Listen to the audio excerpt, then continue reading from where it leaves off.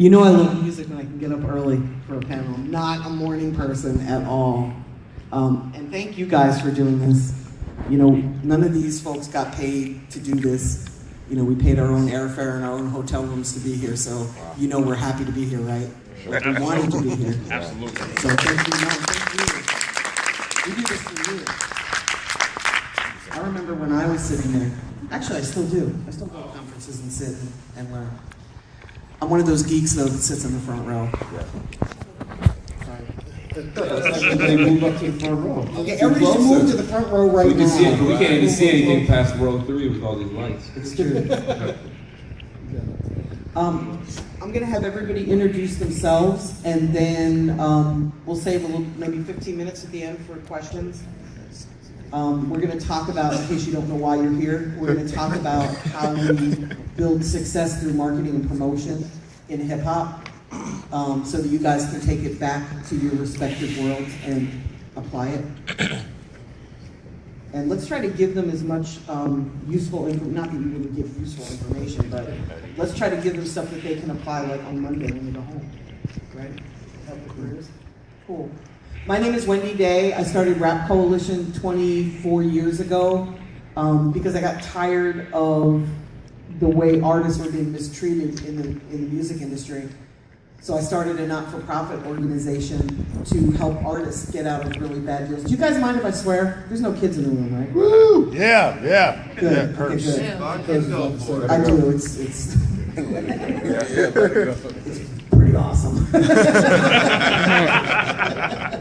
Pretty fucking awesome. Yeah. I put words together like they should never go together. You know, like fuckwad and asshat and stuff like that. But anyway, This is a hip-hop room, right? it is. Exactly. So we should just do what we do, right? Yeah. So I started Rap Coalition to help artists get out of fucked up deals, and after doing that for a few years, I realized while it's wonderful to help people get out of bad deals, it would be even better if I helped them get into good deals. Yeah, that's good. And yeah, right? So one of the first deals that I got to do was Master P's deal. Wow. And that's a really nice deal to have. It's like one of your first deals. I totally Forrest Gumped my way into that. I don't even really quite know how it happened, but I was one of many people putting that deal together, and what it taught me was I don't work well with others. I decided that from that point on, I wanted to start doing deals where I could have more control and I could sort of argue with the artists about what's fair and acceptable, because sometimes lawyers, no offense to any lawyer that might be on the panel, sometimes the lawyers in New York and LA that do deals with major labels, sometimes they want to do deals to get like the quick payment and keep it moving, because, you know, billable hours and all that. Whereas I'm more interested in doing what's best for the artist. So from there I went on to do Twista's deal out of Chicago. From there I went on to do Eminem's deal, which was kind of a cool deal to play a role in. The Cash Money deal, David Banner's deal, MGK, okay, I'm drawing a blank. But I've done a bunch of deals. Around 2005, though, this weird thing happened in the music industry called 360 deals. Yeah. And that's where the label started to take a percentage of all of the money that the artist made, even though they weren't doing any extra work. Yeah. And just to be clear, I would be cool with 360 deals if they did the fucking work, right? Like if they went and actually booked shows for the artist, I wouldn't mind them taking a percentage, maybe not, 70%, but I wouldn't have a problem with them taking a percentage. If they went and landed film deals for artists or TV deals or book deals, I wouldn't mind them taking a percentage, right? You eat what you kill. Yeah. But I have a problem with somebody doing absolutely nothing and saying, because I'm helping you build your career in music, that you get a percentage of, every dollar that comes in. So I stopped doing deals with the labels and started helping artists become independent and make money. I'm working with an artist right now. Actually, Tony is actually doing most of the work with him. His name is Trouble, and he's out of Atlanta. He's a very, very street artist. But the kid's making $100,000 a month. That's not too shabby, right? Yeah. To be a rapper that most of you have probably never heard of. Duct tape. You can get duct tape, exactly. You guys can make money doing this independently. So I just want to tell you that up front because my slant is very much leaning towards the independent world. We can talk majors if you want, but why? Right. Unless you own stock in Vaseline. And on that note, hi everybody. My name is Tony. don't do the promotion, I man. don't have to give her one of these. We live together. You like snares? I never stopped working. I haven't been in the industry that long. I haven't been working in the industry that long. I do digital marketing for indie artists. I have a very small fledgling business that does that. My primary job right now is working with the artist Trouble from Duct Tape Entertainment. With the changing of the landscape of music, and excuse me as I bring all of my props out. This is a promotional USB drive. Martin, I got one strictly for you. Yes. You have little guns, too. Would you care for the bullet or the gun? So Trouble is a street artist, real serious street artist. Gangbanging, you know, and so we do all of his marketing based on the type of music he makes and the person that he is as an individual. I do digital marketing, but music is, for lack of a better word, analog. You got to touch the people. People have to feel your music, and so we make sure that what we do resonates with the people that like the kind of music that he makes. And that's pretty much my job, is to find those people and present the music to them in a way that they can accept and understand and hopefully like and love. So I've done, I started off running social media because my better half was working with a client and had hired a social media marketing firm that really wasn't doing their job. For $8,000 a month. And, Isn't that crazy? And they didn't do shit. Yeah, it was not a $8,000 a safe place in the month. house. You know, it was not a safe place for you to wake up and there's no social media growth, but the invoice is in. Yeah. And so she was doing the job for the social media marketer because she had chosen to hire him, and she was trying to deliver the results to the client. I had to. And so it made it simpler for me to help her than to deal with the wrath. So that's how I got started with social media marketing. And with starting out with social media marketing, I worked with Cupid from Cupid Shuffle and Young Buck from G Unit while he was in jail. We tripled his following while he was in jail.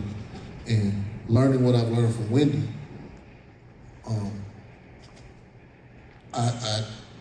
I found and figured out that in urban music, we're behind digital. Yep. Like we're kind of behind the curve of what's going on. This still works, the physical still works, but too many times artists only have physical stuff, they don't have the digital presence right. And so I got up to speed on that pretty quickly. And you know, music is consumed by streaming more than any other way. Yes. And so this is the path we take. Trouble makes right around 100 grand a month. If you don't make more, you're streaming 1.6 to 2 million times a week on all streaming platforms. So I just checked, we stream 625,000 times a week on YouTube this month, 18,000 times a day on Spotify, 20,000 times a day on Apple Music. And I didn't have time to check the Pandora numbers, but we've been doing 250 to 400,000 streams a week there. So, and this is an artist that maybe a lot of you haven't heard of, but because of what's going on in the landscape today, these numbers are easily able to carve out. I'm always frustrated. In Pandora's backdoor, you can check and compare your streaming numbers using AMP, and I'm always mad because guys who I feel are under him are out streaming him. I'm like, how do we catch up? But we're doing pretty good numbers. So that's what I do. My name is Tony, and that's what I do. I do digital media, mainly social media marketing, but because music is going digital, we're doing a lot with streaming services, and that's what I do. Good morning. My name is Ranadeb. Sorry, people call me Ron. Some people might. It's Wendy. You know, it's like when I started in the music business, Jello. It's an old nickname. I've been in the business for a long, long time. Started working for the late Eazy-E, Ruthless Records, back in early 90s, late 89. I was get the Cliff Notes, did marketing promotions for, man, almost 20 plus years, all levels, street team, radio promotion, video promotion, product manager, consultant. As the business shifted, I got into production management because I knew that content is king, which is, you know, everything's about content. So everybody in the room is a content creator. Y'all are the ones that truly have the power. It's not the major labels anymore, and some of what we would call like the old guard, if you want to call it, right? So I started managing producers, managed a guy, N.O. Joe, who did a lot of the Ghetto Boys, Scarface, UGK, Pimp C, got him into other projects, you know, with De La, Soul, and Juvenile, and LL, and Method Man, and so on. I also managed this crew of producers out of St. Louis. Excuse me, Ron. Yeah. You're not gonna tell these people that N.O. Joe born Travis Scott? It's Travis Scott. Yeah, that's crazy. So this is where I really know I'm old. So N.O. Joe has a son that he doesn't want people to know. He's gonna be mad because y'all probably recording me. Man, motherfucker, why? He's got a son named Spuff Don. Dope. AKA Todd. That's how I know him, because I know him since he was like 2 or 3. And they had, yes, you're absolutely right, Tony. They had a group. What do they call it? College Boys? Something like that? Yeah, they had a group, right? College Boys? Yeah, College Boys. So he slickly sends me this demo. Doesn't tell me it's his son, number one. Doesn't tell me who Travis is. Was he even calling himself Travis at that time? I don't even know. No. And it was dope. But, you know, classic N.O. Joe, you know, playing phone tag. Trying to catch up with him, and then next thing he tells me, like when I see him at like South by, he lives down in Houston, so he's always down there at the South by Conference Austin. He's like, yo, you know that demo I sent you, that was blah, blah, blah. And I was like, who's blah? Yeah, I was like, is that Ty? He's like, yeah. How come you're not? So Joe is super talented, good friend, great guy, and his son Ty, Spuff Don, right, Spuff? Am I pronouncing it right? I still call him Todd, but dope. You should definitely check him out. So getting back to the content, one of the guys at my office. So then I saw video early on. This is pre-World Star. I was like, nobody's doing video in this digital space, in urban hip hop and R&B wise. So didn't know anything about filmmaking. Didn't know anything. So I was like, let me grab some kids from Columbia College here in Chicago, Northwestern, DePaul, Loyola, that are film students. I was like, y'all want to shoot some rappers and some singers? And they're like, hell yeah. And then so we started this site called 24/7HH. Didn't know what we were doing. We just knew that we wanted to make content for our clients first, and then anybody else that we could get a hold of, you know what I mean? And people laughed at me because they were like, yo, Ryan, you're a fucking marketer and a manager. What the fuck are you doing video? But it blew up, you know, God bless, you know, thankfully, and we did partnerships with MTV early on, with my boy Tuma, who's over at Spotify. Y'all should know him. He runs all the urban stuff. I don't know who he is. Yeah, good brother. And then from that, he left, and a lot of this business changes. Like, it's all about relationships. So when he left, even though our ratings were excellent with MTV, we kind of got phased out. But right at that time, Vivo launched in 2009. Everybody knows what Vivo is, right? Yeah. They're the #1 music video streaming platform in North America and a lot of other countries around the world. So they brought us in just as producers initially, because we had by that time mastered production and so on, and they put us, because of my experience as a manager and marketer, they put us with all the crazy artists, not just hip hop, like pop. And then from that, they said, hey, you know, you guys got this platform called 24. How would you guys like to partner with us? So the first time in my career of being in the service business, we actually started making money from something that we own, which was 24. And then from that, it's just grown. We've done like 70 million views like in the last 2.5 years. We now have deals with Amazon Studios, Daily Motion, YouTube directly. We did a broadcast deal with Music Choice, which is another platform that you guys need to know about. Music platform, 50 million households broadcast.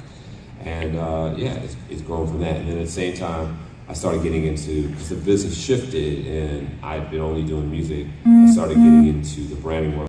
So we became the agency of record in the sports world with Wendy, and we helped launch Nike for Kanye and launched like the Nike Fuel Band, the Nike NFL stuff. So I've gotten heavy also on the sports side from a branding standpoint as well as the commercial side. So, but yeah, that's the Cliff Notes. I'm sorry, I didn't mean to ramble on, y'all. Good morning.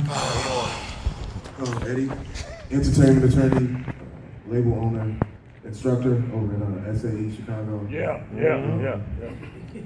I got my start, I guess you can call it the internet rap era, the cool kids, Los Dramas. While I was in law school, those were the homies, so they had me looking over certain deals. I noticed how shitty a lot of those deals were. So I shifted my focus in law school into entertainment and media work. So I'm one of those lawyers that's for the people, for the artists, trying to make sure they get the best deals.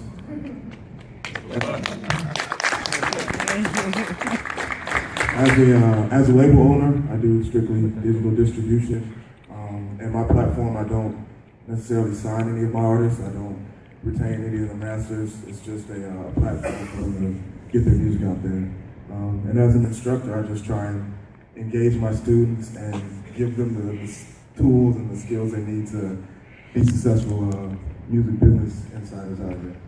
So I'm gonna keep it pretty brief and just let's get to this panel. You're my new best friend. That was the thing talking about the digital. I meant to say, because I think Tony threw me off. So the cool kids, Evan used to work for me, who was one of the cool kids, Chuck English. And I was their original manager and did their deal with Mountain Dew. And that was essentially, everybody knows the chances. Yeah. The cool kids were the first group to really take advantage of the digital space. And as he knows, and everybody that knows any of their background, we toured around the world, totally independent, no major partners, no major traditional media outlets. But that was eye-opening and showed me where this digital space is going and what Tony and Wendy were doing. So, Yeah. Well, I'm gonna start with you, Ranadeb, and Tony.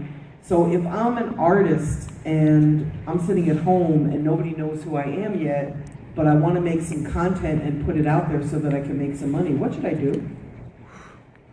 Is that too basic? No, it's great. No, That's okay? okay. I mean, I always say, go ahead. No, go ahead, Ranadeb. I always say first thing, it starts with the music.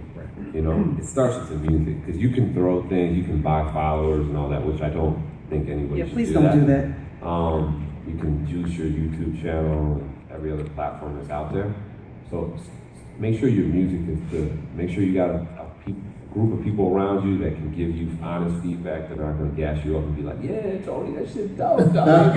You know what I mean? Like, so make sure the music is good. Once you do that, then, you know, get everything lined up so that you can put it out there, whether it's, you know, you're going to put it out there for free, like a Chance the Rapper has done, or you're going to put it out, you know, for commercial release. But, you know, then start laying stuff out, you know, getting your ISRC. Does everybody know what your ISRC numbers are? Yeah. Barcodes. So that's something that's important because I see a lot of artists make a mistake. They end up. How do you get one? I heard a no out there. So you go to, if you just search online, I know the RIAA has a link, and you can just search ISRC, which stands for what? Right. International Sound Recording. If you go through Recording. CD Baby or if you go through TuneCore, they will give you one. Right. Right. That's fine. And it's a myth that if somebody assigns your ISRC code, they own your music, and that's not true. It's simply an identifier like a library card for your sound. I say it's like your social security number, right? For your song. So everybody in here has a social security number for themselves. But yeah, you can get it. The only thing, like I've heard this, and maybe when, you know, I've heard some situations where when you get an ISRC from a distributor, if you leave that distributor technically owns the ISRC. So sometimes they'll pull your stuff down. So I always recommend get it for yourself and then provide it for your distributor. Right. And we're transitioning right now, trouble from one digital distributor to another. You know, if there's a CD Baby record, you know, we can have a conversation. But we're transitioning, and with a lot of the newer people that are popping up that are not principle or don't have the code of ethics, we may have had that problem, but we're dealing with a company they're keeping our content up until we decide where we want to go with it. Then they're going to work with whoever we go to make that transfer. But it's not always that simple. But when you're dealing with people, I would assume if your music is that CD baby, when it's time for you to move it wouldn't be a problem. The same with TuneCore. But it's some other guys that have their own sub situations that may not want to stop getting their percentage of your earnings and wouldn't turn your music groups and tell you to do something else. But as far as getting your music heard, I'm not on the artist side at all. So if you've never heard of me, I don't like artists. I don't get along with artists. Me and artists don't. So if you like, hey man, check out my tape. No.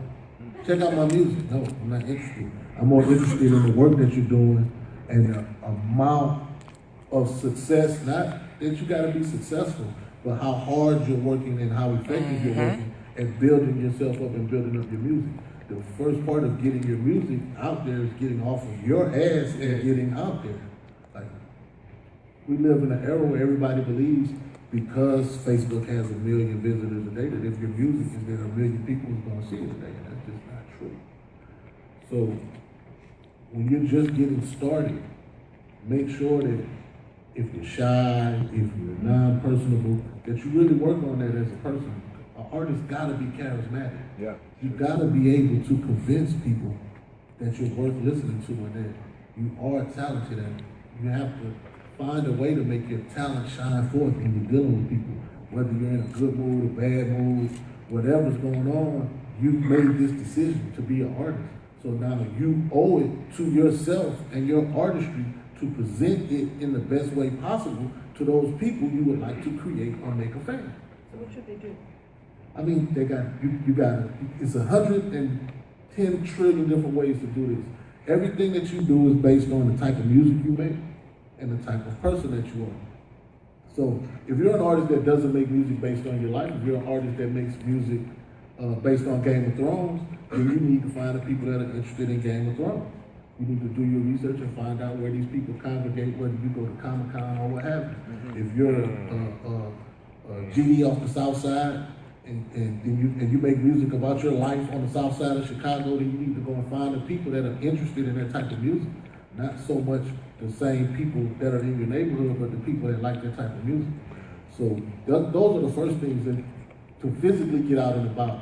And of course, create your social media accounts and document what you do as an individual. Take pictures, meet people. Hey, what's up? I'm such and such. I'm a rapper. And then when they, hold on, man, don't walk away, man. I got great music. Woo, woo, woo. Man, can we take a picture? Shout them out on Instagram. Put them on your Snapchat. Interact with people. Make people a part of what you got going on. And this is how you begin building and following and building a fan base. If you can get you 2 to 3 to 5 people that buy into what you got going on, and then they begin to share and interact with what you got going on. I think that's some of that thing. And to add to what he was saying, the thing is next steps, then make sure you got, like, I'm a marketing person initially, so make sure your social media is all consistent. And a lot of times I see artists will have like Trouble 404 Boys, Instagram, and his Twitter's like, eat, pound cakes. You know what I'm saying? So like, you want to make it easy for fans, consumers, and then you try to find a YouTube channel. That's the other thing. Like, I know a lot of times artists are doing deals, especially for new artists, with new directors and producers, and the directors are like, yeah, I'll do your video for free, or yeah, I'll do your editing. So what will happen is, and you'll see this all the time, you can go on any, the video will be on like 6 different channels. So when you're searching, you want to go to, like, it's Tony from Atlanta, it's a rapper. Let's say Tony the Atlanta Don is the artist, right, for reference here. You want to basically go on YouTube and find him right away. You know what I'm saying? You don't want to have to go to Wendy Gay, the director's site, whoever other site. So make sure you get all that stuff lined up, and it's easy to do. You know what I'm saying? There's tutorials on YouTube of how to do that. Work it out. You can tell these creators that are helping you, like, look, you can put it on your Vimeo channel. because Vimeo is more of a producer, production type of platform. So, you know, they can get the look, because they want to get the look that they shot, you know, don't even down, you know. So that's very important, you know, in launching your stuff out, you know, because everything is going to video. The data's there. There's definitely, I recommend everybody should watch the CES keynote with Robert Kyle, who runs YouTube and just brought on Lear Cohen. If you all read about that, Lear Cohen, who runs 300, who's the former president of Def Jam, is now going to be running music for YouTube. And he did a keynote earlier this year, and they talk about the data's there for, like, I see it because working with people on YouTube directly, 90% of millennials, which is probably most of people's target in this room, are streaming video. They're not reading anything anymore. They're not even, you know, depending on the market, they don't even like, you hand them a CD, they're like, what, CD? I don't even have a CD player in my car, dog. You know what I'm saying? Like, I don't want to carry that shit. So, you know, everything is going to video, so the stronger your visuals can be with your dope music, that is important. And then everything will build organically, because then the blogs and people like that, like in Chicago, you got people like A Fake Short Drive, you've got an Elevator Mad, you know, that are doing great things that can help launch things out, you know. But that would be the next layer too. And then obviously you have the more traditional outlets, you know, the strip clubs, you have just the regular nightclubs, mix show DJs, even college DJs, you know, that you can go after to get behind your music, depending on, again, what type of music you have. We always work the streets as well as online for our artists. What we do is we figure out where we're based, and the reason I'm saying that is just because you're based in, I'm going to use Atlanta as an example because I'm from Atlanta, but just because you make music doesn't mean Atlanta would be your market, right? Like if I had an artist that was more like a Talib Kweli, I wouldn't necessarily start marketing that sound in Atlanta. You know, Atlanta's a little bit more, I guess they call them mumble rappers, right? They have all these wonderful terms that Breakfast Club likes to attach to people and Ebrin likes to attach to people. You want to work where your sound is going to work. And then what we do is we figure out what that epicenter is, and then we draw a circle that's about a 5-hour driving range around that. And then that's our target market. So rather than trying to hit the entire United States, which nobody can really afford to do if you're not, you know, independently wealthy or a major label, you work that area where you can move freely, and it's wherever you are, it's like a 5-hour drive, right? So if you have a show at the furthest most point on a Friday night, and then a show on Saturday night at the other furthest most point, the longest drive you'd have is 10 hours, right? And the reason we do that is because if you've got a show in Miami on a Friday night, and then you have a show in Seattle on Saturday night, it's really hard to make that drive in the amount of time. It's impossible, so you have to fly. And once you start flying from point to point, it becomes really expensive to do this. You want to be able to drive. So we always figure out that 5-hour driving range, and then we work every single city and town that makes sense. We don't go to the little towns that have population 3, right? But anything that has a decent sized population, we make sure we work that market. And by work, it means we go to the malls, we go to the colleges, we go to the high schools, we go to the flea markets if they have them. We go into the neighborhoods where the people that listen to the type of music that we are promoting hang out. So it's really important that you know who your market is. You want to know who your fans are. And this is something that you really have to ask yourself. And if your answer is everybody, you're absolutely wrong. Yeah. You need to know exactly who your market is, and then go after those people, target those people. Online, we target the followers and the friends of the artists that sound like the artists that we're working. So if I'm working Trouble online, I might go and try to pick up some of the Yo Gotti fans and some of the Kevin Gates fans. So you want to know not only who your market is, but who your competition is, who else is in that marketplace that's similar, not exact, but that's similar in sound and that might cater to the market you cater to. I think it's never to start building. I see other things, get you a manager from there, get you a lawyer first day, but just having people that are hungry and appreciate your talent and want to help you move forward. Too often I hear people use the term self-made, self-made millionaire, I did it all on my own. That's not the case. Every artist that's successful has a strong team around them. So even if it's their first song that you're putting out, it's always a good idea to just start seeing who's engaged with your music, who's considered themselves a fan from day one, and start bringing them around and give them assignments, have them start doing things. That's how people end up becoming managers.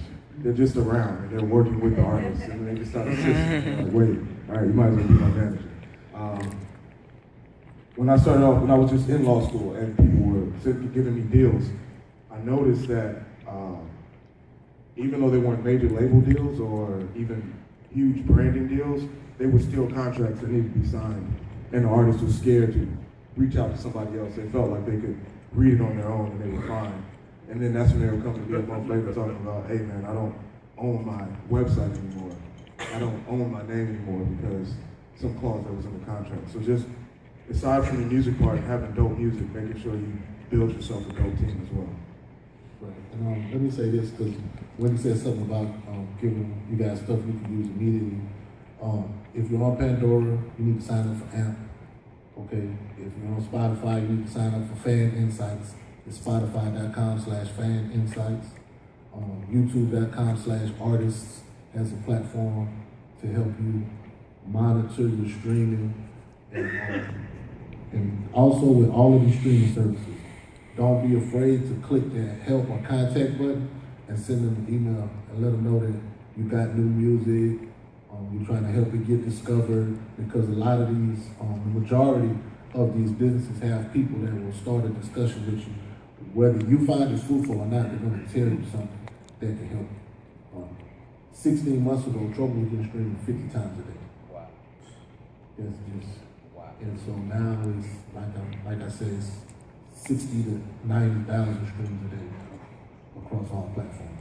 So those are a couple of simple things you can do. If you're struggling with your social media, you can use tweepy.com, that's for Twitter, tweepi.com, to help you out. It'll help you target people by, you can grab any artist, look through their followers, see where they are, see what they like, how much they tweet, and you can go through and in building a social media following, there's a term called social listening. Okay, meaning that before you reach out to anybody that you feel can be a fan or can help you along with your career, pay attention to what they say first. Okay? None of us like to be in a conversation with a motherfucker that's just talking all the time and never want to let you get your sense. So, see what they say, see what they talk about. Maybe you guys might like the same football team, or you both might like college football, or you both saw the video of the fine-ass Venezuelan volleyball chick that went viral, or whatever.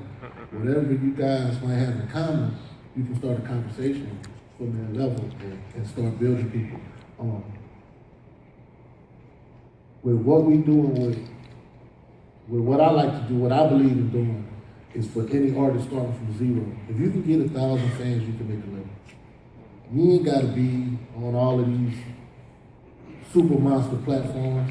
If you can get 1,000 fans, you can sell a sweatshirt in the winter with a mixtape, you can sell them a DVD in the spring with a muscle shirt, you can sell them a bandana, you can sell them a wristband, whatever. If you got 1,000 fans, you can sell them $100 worth of merch a year, you made $100 grand. You know what I'm saying? It's just that simple. Even if you got 50% overhead on your merch, you made $1,000 a week from your artistry. You know, it frees you to not have to do so much of a job for 40 to 60 hours of a week and put your career on the back end. You can spend your part-time building up that 1,000 to 1,500 person fan base and then start selling them your work. And you can make a living for yourself, and that living can then create the opportunity for you to turn 1,000 fans into 5,000, into 10,000, into 50,000 fans without you ever being on the radio, without you ever being on BET Jams or on Fuse. Those things are all great and amazing, but there are ways for you to make a living living your dream and being an artist if you just take the time to learn how the business works and what you need to do to create an income. You had mentioned that Trouble's getting streamed so much. It's from playlists, right? He didn't just put his music up and sit back and wait for the money to come in, right? Right. Well, we put the music up. I'll tell y'all something I don't tell people.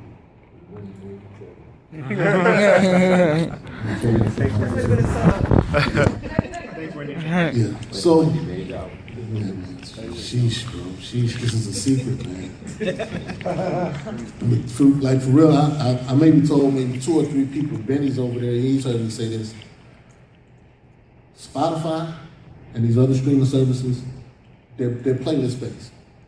So they're not genre based. Like just because you like rap music doesn't mean that a playlist is built around rap music. The playlists are built around moods more than genres. This is where music is going.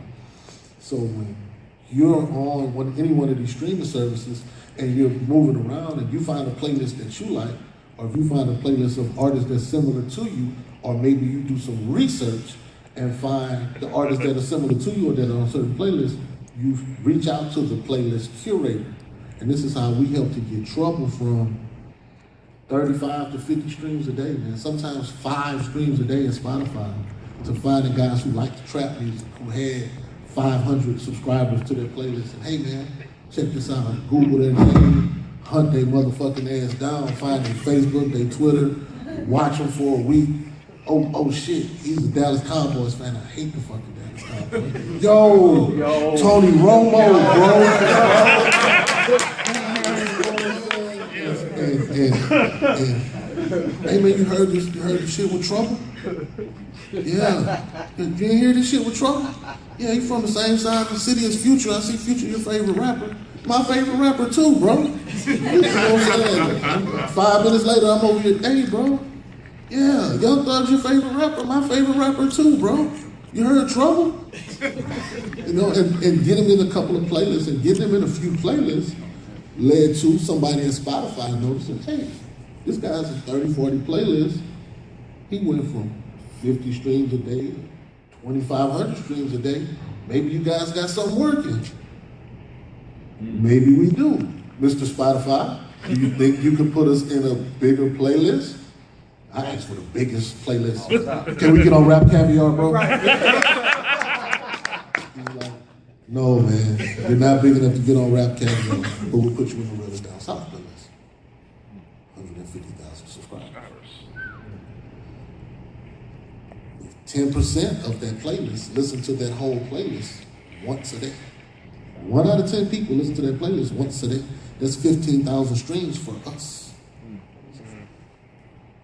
Basically, I'm gonna say the money it generates in general. Because I don't know if y'all saw the recent article, and I'm not gonna hog the mic, about Pharrell only made $4,700 from 43 million streams of Happy. That's the songwriter royalty. It wasn't a performance royalty. The song made closer to 200 grand off of the 43 million streams. So basically, a song will make $1 per roughly 300 streams. Don't quote me on that. Sometimes it's 225, sometimes it's 280, sometimes it's 320. I don't wrestle with the streaming services about the math as long as they send the check. Amen. So about 300 streams per $1, so that would be $5 for 1,500 streams and $50 a day for 15,000 streams. So that's an extra $50 a day for one song being in one playlist. You can't stay in a playlist forever at Spotify. The Spotify curated playlist, you can't stay in forever as an indie artist. They rotate them. We just got pulled out of a playlist day before yesterday, called the Spotify rap. Hey, yo, bro, I got a brand new song for you. I saw the song that you put up there in June, fell out of the playlist. We just dropped a video last week, bro. Can we get it? I'm gonna check it out, Tony. He ain't put it in there yet, but I'm calling him tomorrow. Hey, yo, bro. So the playlist, I'm saying all that to say that the playlist at Spotify, you can get you a network of 30, 50, 100 guys with, you start off small, guys with 200 subscribers, 500 subscribers, and you start getting them that interaction. They put your music in, and you get you some 1,000 follower guys, some 5,000 follower guys, and you move forward from there. And so that's a Spotify cheat code, for lack of a better word, to get your music heard by more people. So good. I think we have a common thread that we hear is you gotta do shit. You gotta do work. Like pretty much. Posting a song, like the rap angels aren't gonna come down and you gotta do shit. Because you have the greatest song in the world. Regardless of what your strategy is, you gotta work it. Yeah. Like, the idea is cool, but the execution is what gets you out there. So just keeping that focus. Like if you don't come up with an idea today, just understand that whatever it is, you have to work. Yep. No doubt. Crap. Does work involved? Crap. Ranadeb, I want to ask you kind of the same question that I just asked Tony. So, can I make money with videos, with my video content? Absolutely, absolutely. How many views you guys got on YouTube? Trouble's YouTube page particularly has 20-some-odd thousand subscribers. We do around, on his page, we do around 75,000 streams a week. But monetize, I just checked, we get 625,000. Because using with Content ID and YouTube, we got a lot of fan posting, stuff like that. So, and I give, and I'm. Did you guys understand what he meant by that, with videos all over? Yeah. Aside, okay, good. Well, good. And I'm gonna say this, and I'm gonna let Ranadeb speak. YouTube has a program called Content ID. Okay, Content ID specifies who owns this music. So that if Joey is listening to the song while he's playing whatever video game and he posts the video up, then we're gonna get it counted as a view for that. Okay? So at Trouble's page, he's got 20,000 subscribers. We do 75,000 views a week. But I'll give a video that we've already got the Content ID set up for. I'll give that video to WorldStar, and they'll put it up on their YouTube channel, and that same video may get 250,000 views that we still get paid for. So I use the content to partner with bigger channels to get the music viewed and heard and seen by more people while still earning income. So, back around there. And that could be a little bit, because I was talking about earlier, right, how we were talking about you want to have your video on your channel from a market standpoint, how Google search stuff works. It's going to search. It's actually based now upon how many minutes somebody views your content, not just how many views, but what he said with WorldStar, it's all strategy, right? So a lot of people will pay Q over at WorldStar to get their video up there and get into their platform. Even like it actually doesn't cost anything, like Elevator Mag. A lot of people use my guys from Elevator Mag because those guys have 500,000 subscribers. So basically, based upon their subscriber base, they're gonna get the views because they got people come over there looking for new music. But to answer Wendy's original question, there's a bunch of different ways. Vivo pays a little higher than YouTube. That's how they incentivize artists. Also, being in their ecosystem, it's kind of like a Spotify and a Pandora in that sense. Like, and I don't know how many of y'all have ever gone out to Vivo and played like whatever your favorite video. So if you play like Nas, for instance, it's gonna probably play. It will connect you with anybody that's connected to Nas, whether it's the Bravehearts, Jay-Z, Kanye, whoever's in that. So one of the good things is, and that goes into what we got, trying to not be too overly technical, but like metadata. Does everybody know what metadata is, and tagging and all that? So when you put your video up onto YouTube or Vivo or any other video platform like a Daily Motion, you can put tags. So going back to what Wendy was saying earlier, and Tony, if you are a particular artist that does, let's say, strip club type hood music, then you find other strip club hood artists that fit that category and you tag them in your stuff. You know what I'm saying? So when people are searching for, trap, strip club or whatever, it'll come up. So those are a lot of, tagging is a thing that's very important with your music. Info cards, like you'll see where it'll say pop up, suggested, So when you have your channel, like now everybody has an iPhone, do behind the scenes about, you know, here I'm at the Chicago Congress Hotel at the day, you know, at the CD Baby conference. Have those pieces of content so you have more content than just your videos, because that also helps in the search, whether it's on Vivo or YouTube, you know, having more content on there. The key though is the tagging, getting all your metadata stuff straight, but also picking up like with blogs. So if a Fake Shore Drive here in Chicago, for instance, or a Rap Radar in New York, or a Two Dope Boys, you know, picks up your video, that's going to help. Just like how he was talking about those playlists, it's going to definitely have your views pick up. If you have other artists that maybe you mess with, you know what I mean? And maybe you can't get Diddy to retweet your video, but like, use the technique of finding artists that are similar to you that maybe fuck with you as an artist, and see if they'll retweet and repost, and then do the same for them, you know? Find artists that are like in your same space, whether it's social media following, your subscribers on your channel, and then see, you know, if you fuck with them, you know, you help. It's you know, what do they say? What's the old phrase? Numbers, you know, you're big, you know, you can do more if you like in numbers and having numbers. Yeah, stronger in numbers. Right, and I want to clarify something real quick about WorldStar with us, and something that you should know about WorldStar. Don't run to buy a WorldStar placement, and Jay at WorldStar is going to kill me for saying that. But before you run to buy a WorldStar placement, build your following. Build your following, get some consistency in views and in looks, and then as you build and you do these things, you're going to meet people and you're going to run into folks, and then it's going to have you'll end up with the opportunity to say, even if it's to me, hey Tony, man, I've been dropping these videos, man, once a month all year, and I just dropped one that did 10,000 views real quick. And I'm liking what's going on. I think I want to put it on WorldStar, and you can reach out to WorldStar because they're not there as a music discovery tool.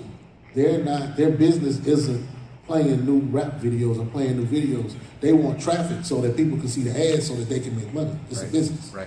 So if you have content that's going to bring them views, then you can forego that fee a lot of times. If they're kind of stiff on, first you got to pay.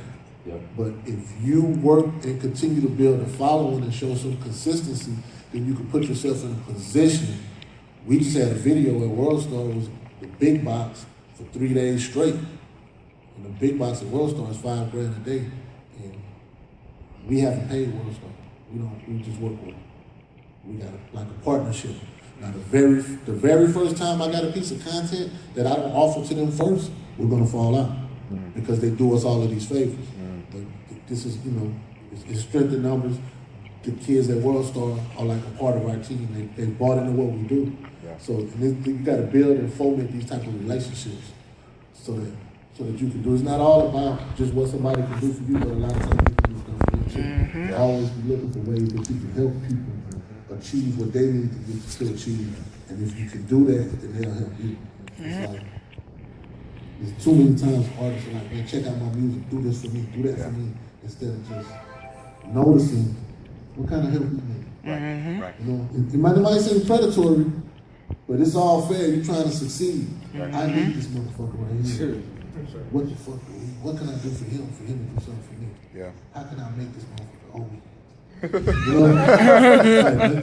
Real talk. Like, some guys you meet and it's like, dude is a cool dude, he can help me. Let me see if I can work something out with him. And then there's some guys like, I gotta find an Achilles heel on this motherfucker. How can I get him in position? I need to get him. I need his back against the wall. And so it's you're not always going to be the good guy, man. You got a goal. I suggest to everybody to do things in a principled manner. I do. But I'm always looking for ways to get my artist heard and seen so that he can provide for his family and live his dream. And I'll just earn my little petty percentage of it so that I can get fatter and fatter. One last thing, that's very true. Two-way street. That's very good. That's real good. That's definitely wisdom right there for y'all. content ID, also for creators, because there are going to be people that are going to legally rip your video. So you got that option to do what, like Tony said, you can say, okay, I'm going to let this cat just have their video or have my video that I own on their channel because I'm going to just make money off of it. Because essentially what happens is that money is then basically rerouted to your bank account, right? Or you can flag it. That's another thing, because like we have issues all the time. People rip videos that I've shot with like Lil Wayne or Gucci, you know what I'm saying? We want people to come to our church. That's how we make money. And we got like just bogus, like, because there's definitely folks, and I'm sure y'all have seen on YouTube, that's their whole hustle. They just rip videos illegally. But YouTube isn't playing either. Like if you get 3 strikes, they'll pull you off of there. So every situation you just gotta look at it what's most, what makes the most sense for you strategically. Right. Can I say one more thing? And when we're done. Yes, ma'am. And like Ranadeb said, it just depends on what you got going on. Because we put stuff on Trouble's page that's like personalized content, and then we put the music everywhere so it can be discovered. So we got that combination of putting your personal parts up on your page to draw more and more fans in, and then when you have a big piece of content or a big piece of music, you partner with a bigger channel. So yeah, that's all. That was just something I wanted to say. I've never been in more agreement with somebody in a while. Do you guys have questions? Just bear with me, guys. We're going to turn the mic on. Just give me a second to get you on mic, and I'm going to try to jump around the room as much as possible. Definitely say what you do too when you so we know what you. Good morning. I'm from Malaysia. Thank you for the good talk this morning. And I manage a few hip hop artists back in Malaysia. Before I flew here on Tuesday, I was having a meeting with the managing director of Universal Music. So right now, I'm trying to broker or close a deal with them for them to invest in my label to bring my hip hop artists here in America. So right now, at first, they were interested in doing a licensing deal. Now after that, they want to do a joint venture deal. Now, suddenly he comes back and says he wants to invest money in my label. So what is your take on this? Should I go for licensing deal, joint venture, or them to put in money in my label for my hip hop artists in the country and to bring here as well? Let me ask you this though, what's your end game? Depending on what your end game is and what you're ultimately trying to do will impact what we would suggest to you. My end game? Yeah, I think What's your goal? Yeah, where do you want to be in 5 years with your music? And your Well, I've been in the industry in my country for about 13 years now. So right now, I want to break it. My goal is to break it in the US industry with my artists, bringing them here. So with their money, I hope, with a licensing deal or a joint venture or maybe putting in money into my label, I can do something here in America. You got to look at how much control you have to give up depending on each deal. Because the profit, it seems like they're going to invest throughout the licensing, they're going to put some money in. Joint venture is going to be some money there. And then investment, they're going to put money in. So it's going to come down to what you're still going to own at the end of the day and how much freedom you'll have in actually building your label. Or they're going to turn this into a situation where they poach your artists and they do the joint venture and then they just take your artists and use them. So you got to figure out what you want to keep and what you need.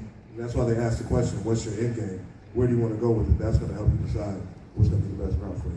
I'd also want to plan for them to know what they're going to do for the artist, because what you're trying to do is a really hard sell. You're trying to bring international artists and break them in the U.S., and that's not easy, and labels like easy more than anything. Yeah. So I'd want to know exactly in writing what they're willing to do in each of those situations, and then I would take the deal. I probably wouldn't take the deal based on money if it were me. I would take it based on what they're willing to do for my groups, my artists. Sure.